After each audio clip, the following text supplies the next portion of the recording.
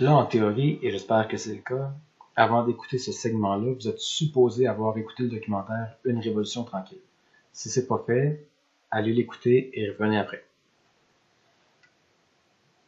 C'est vrai? Wow, yeah, c'était rapide.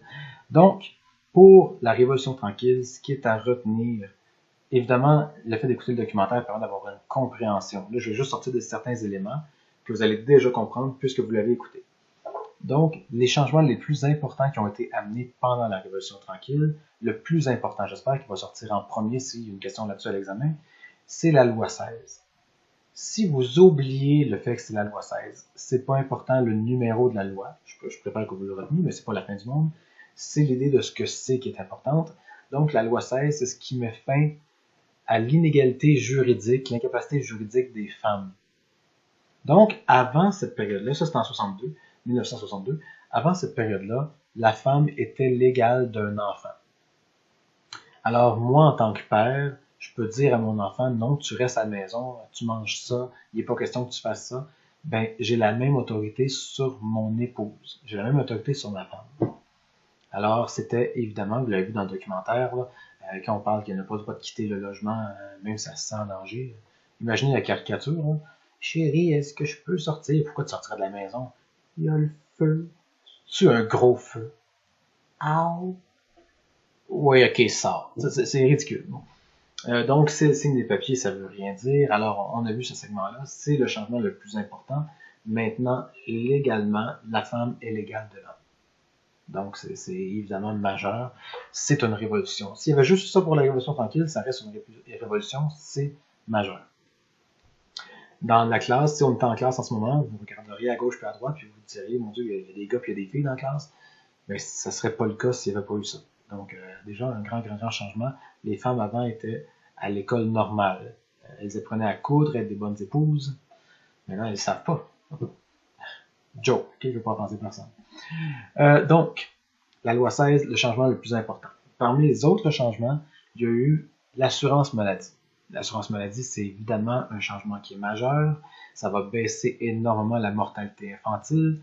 Donc, si tu as un problème, va à l'hôpital. Ah ouais, t'es pauvre, on s'en fout, c'est gratuit, c'est couvert. C'est fondamental comme changement de société. Aux États-Unis, ça demande encore comment le faire, ils font, ils l'annulent, ils font, ils l'annulent. Nous, on a réglé ça à ce moment-là et on s'en porte mieux. La santé des Québécois est vraiment meilleure que la santé des Américains. Le Think Big, là, j'espère qu'il n'y a pas personne qui croit encore ça. Là. Les États-Unis sont numéro 1 dans le monde juste sur deux choses. Je suis même pas sûr de la deuxième, mais la première, évidemment, qui a le plus d'armement. La deuxième, ça doit être le surpoids. Yeah. Alors, donc, on a l'assurance maladie et la loi 16. On peut rajouter maintenant le système d'éducation. Avant la Révolution tranquille, l'éducation, on avait des écoles de rang. Donc, imaginons que dans un petit village, comment ça s'appelait? Émilie Bordelot dans Les Filles de Caleb. On a une école, c'est-à-dire une classe, et dans la classe, j'ai une petite fille de 4 ans, j'ai un gars de 10 ans, donc j'ai quelqu'un qui peut avoir jusqu'à 15 ans. Donc, les âges étaient tellement différents, mais on enseignait à tout ce groupe-là en même temps. Alors, on s'entend pour dire que c'est mal organisé. Là, on va avoir un système d'éducation qui va expliquer de façon claire comment ça marche pour tout le monde. L'éducation va devenir obligatoire jusqu'à 15 ans. Euh, on va avoir les universités et les cégeps qui vont être créés. Là, on parle de l'Université du Québec à Montréal, à Chicoutimi, à Ottawa. Bon, donc, les UQO vont être créés. On va avoir, c'est sur le réseau des cégeps qui va être créé. Mais bref, on va vraiment avoir une structure, un ministre de l'Éducation qui va chapeauter tout ça. Autre changement important, évidemment, la syndicalisation. On en parlait avec la crise d'amiante d'asbestos. Donc, on va avoir de plus en plus de lois qui vont protéger les travailleurs, dont évidemment le droit de grève. Tu as le droit maintenant de faire la grève, ton employeur n'a pas le droit d'embaucher quelqu'un pour te remplacer. C'est légal ce que tu fais. Donc, très important. On va avoir la laïcité et la sécularisation. Ça, je vais être sûr qu'on comprend les deux termes. Et je vais même écrire au tableau sécularisation. Je ne suis pas sûr que c'est bien entendu.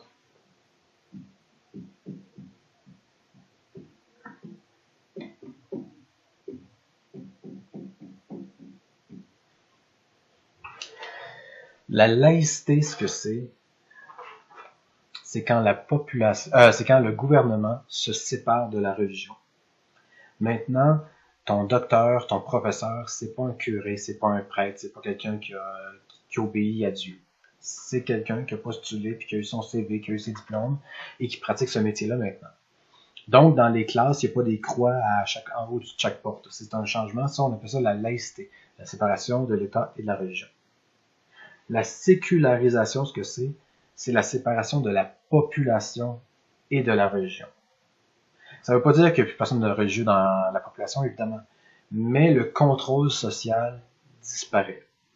Avant la Révolution tranquille, tu peux te faire dire dans ton village « Hey, on t'a pas vu à la messe dimanche? » Et tu avais vraiment la pression des pères, tu pouvais vraiment être jugé.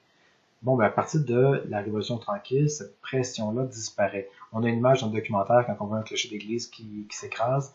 Le nombre de personnes qui vont à l'église chute de façon assez drastique. Les gens qui s'inscrivent, qui rentrent dans des rangs religieux diminuent énormément aussi. Donc, la population d'elle-même se sépare de la religion. Donc, ça, c'est un autre changement important. On a la nationalisation de l'hydroélectricité, qui a été faite entre autres par René Lévesque et Jacques Parizeau, qui est bon. Moment important de l'histoire, le Canada anglais refuse de prêter de l'argent aux Québécois parce que, évidemment, qu'ils ne rembourseront pas, c'est des francophones. Alors, ces deux personnes-là, Lévesque et Parizeau, s'en vont à New York et ils empruntent de l'argent à New York. Et ils peuvent racheter, avant l'électricité au Québec, ça appartenait à plein de compagnies privées anglophones. Ils ont racheté ça pour pouvoir faire un réseau, le réseau Hydro-Québec.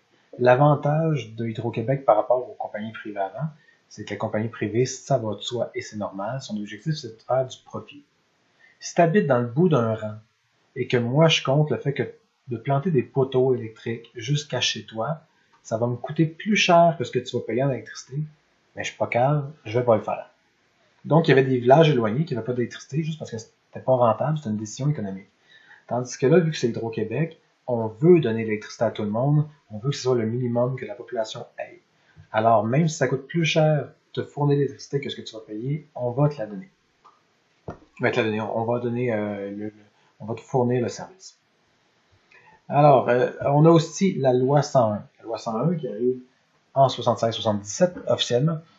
Donc, la loi 101, l'importance, c'est qu'on se rend compte, on avait vu là, la fin de la ligne du temps quand on parlait du pluralisme. Bon, ben les problèmes existaient quand même avant. Là. Il y a eu des immigrants avant 1995, évidemment. Mais bref, dans cette période-là, on se rendait compte que les immigrants qui venaient ici, énormément de Grecs, d'Italiens, allaient automatiquement vers la langue anglaise. S'il y avait le choix, ben, il y avait le choix à l'école, donc ils s'inscrivaient au primaire, au secondaire, en anglais. Et on se rendait compte que l'immigration qui venait faisait que le pourcentage de personnes qui parlaient français au Québec diminuait. Alors on s'est dit, si on laisse ça comme ça, c'est sûr que dans le futur, on va disparaître en tant que peuple. T'sais, la loi 101 n'a pas été créée pour faire chier, elle a été créée pour protéger une culture.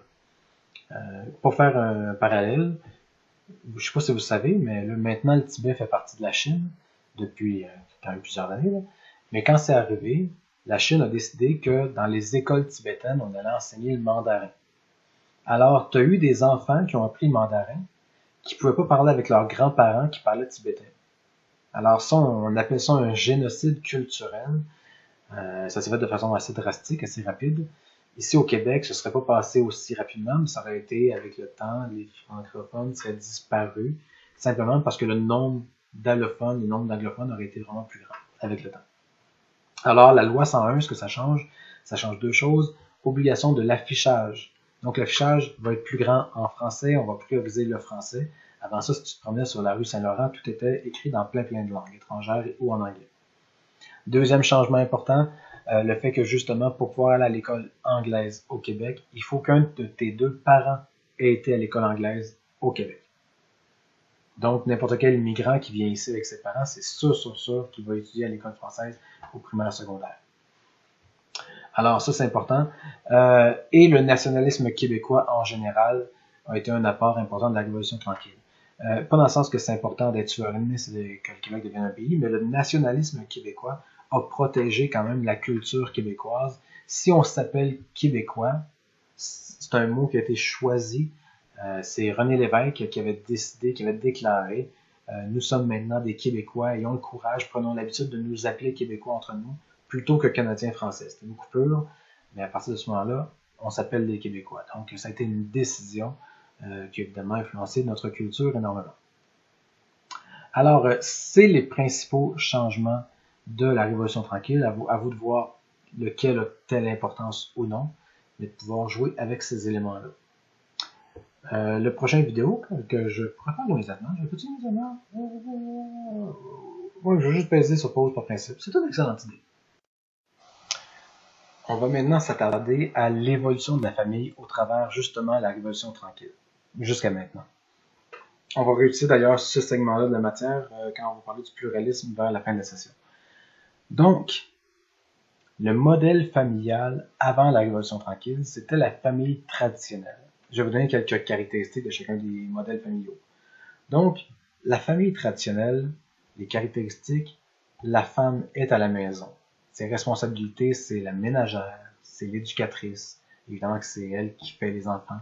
C'est elle qui offre l'amour, l'affection aux enfants.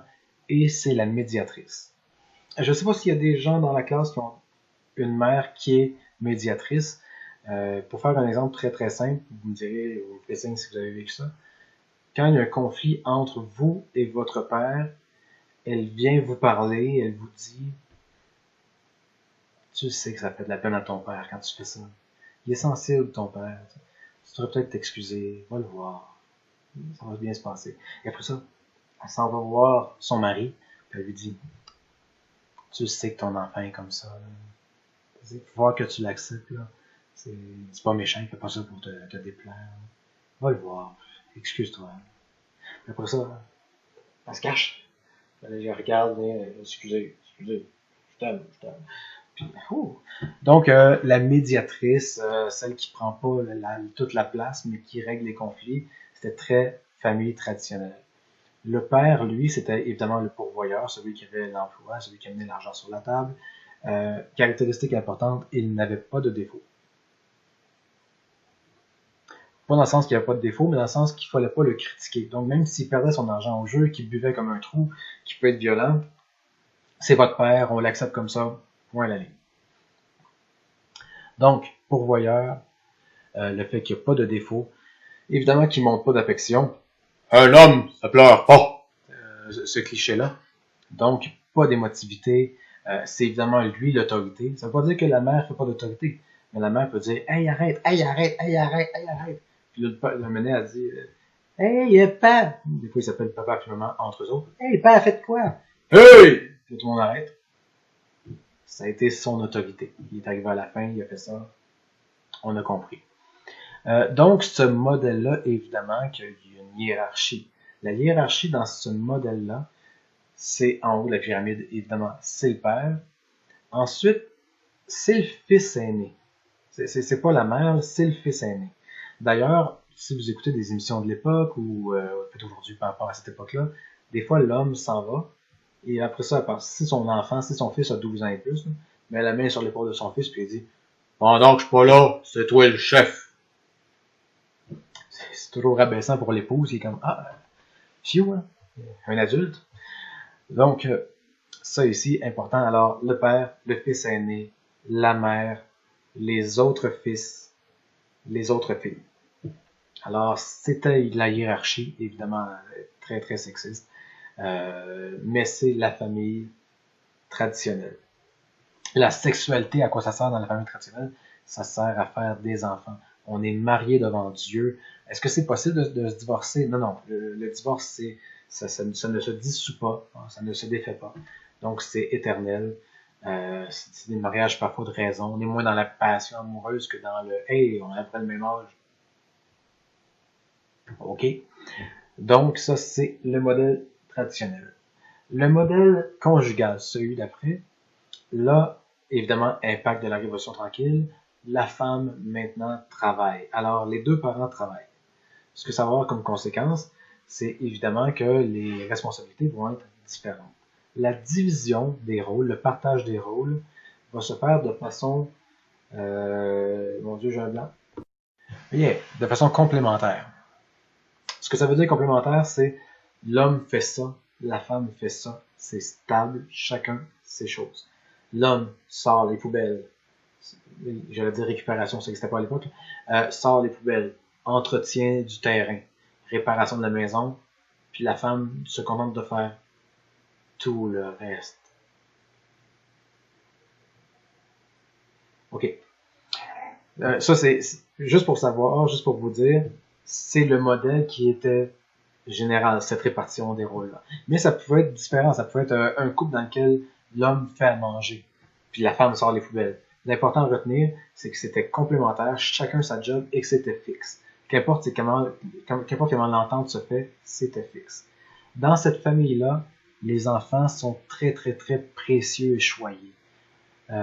Si, mettons, un enfant fait du vélo, puis il se pète la gueule, tombe sur le genou, se met à saigner du genou, les parents vont aller le voir, puis lui dire Oh mon Dieu, t'es-tu correct? Béquet bobo, le magique pain brun, pas pain brun, le papier brun qu'on mouille puis qu'on met sur le bobo, ça soigne instantanément. Si un jour il y en a qui travaillent en camp de jour, on sait pas pourquoi, c'est magique. Mais bref, on prend soin de l'enfant, on veut qu'il vive son enfance. Alors ça, c'est dans le modèle conjugal. La répartition de l'argent, bon, mais souvent, les deux parents ont juste un compte, le compte commun. On gère tout à partir du compte commun. Donc, évidemment, qu'on se parle pour les différentes dépenses. On fonctionne en famille, on est unis, on est un tout. On avance un petit peu dans le temps et de plus en plus, il va y avoir des familles qui vont être dans la catégorie égalitaire. Ça, en passant, s'il y a des étudiants qui sont en couple, vous pourriez réfléchir à lequel des deux modèles vous va le mieux, lequel correspond à vos valeurs. Et des fois, il y a des chicanes de couple qui sont juste parce qu'on n'est pas dans le même modèle. Et évidemment, il n'y a pas personne qui est l'archétype parfait d'un modèle et son conjoint, son partenaire, est l'archétype parfait de l'autre. On est tous un mix de différents modèles. Mais bref, le modèle égalitaire, les deux parents ont davantage d'autonomie. Bon ben moi, si je parle de moi précisément, moi le lundi soir, hors pandémie, j'ai de l'impro. Je vais en débarre, je fais de l'impro. Le jeudi, j'ai du hockey cousin. Ma copine est dans un orchestre, donc elle fait ça le mercredi. Et donc, on a nos activités à gauche et à droite, on a encore notre indépendance en tant qu'individu.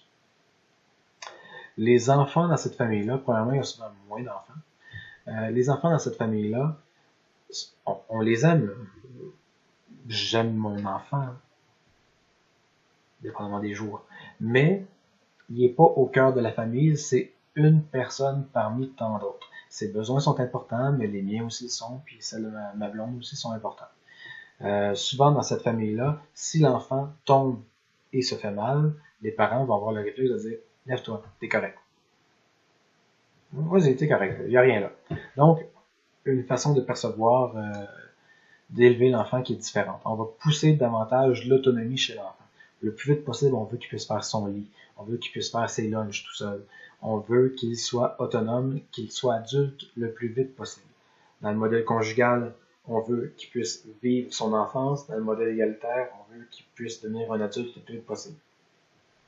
Il n'y a pas de bonne réponse. Hein. C'est des choix de valeur.